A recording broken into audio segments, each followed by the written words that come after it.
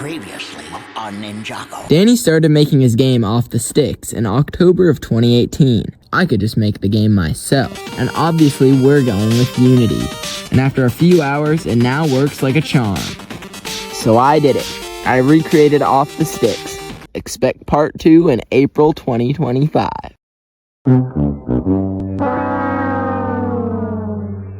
So in the last video, I recreated the train level that Danny made in his Off the Sticks project. But that's not the only level he created. He also made a medieval map. This map had arguably the most iconic enemy in Danny's entire Off the Sticks series as its boss. And this boss is what I will be trying to recreate today. But first, we need to go back to basics.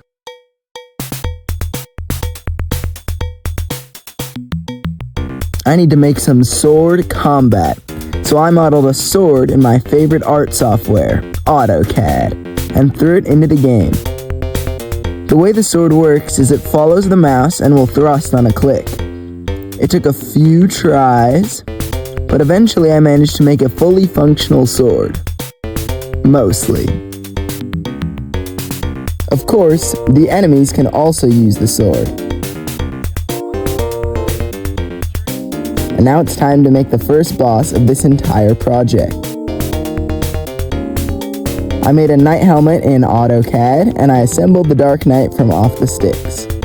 And I think it looks pretty good. In Danny's original project, the Dark Knight had a rolling ball attack, a ranged attack that was sort of a spiky blast, and a few others. So I'll be making a few of those attacks today, as well as some of my own. Okay, everything is working.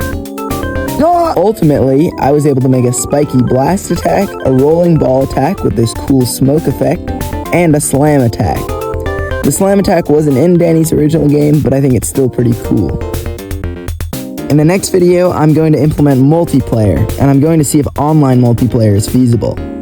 I'm also going to create an all-new ragdoll because, just look at this.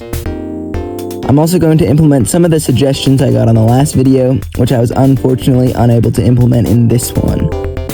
Hopefully the next video doesn't take 8 months to come out. Bye!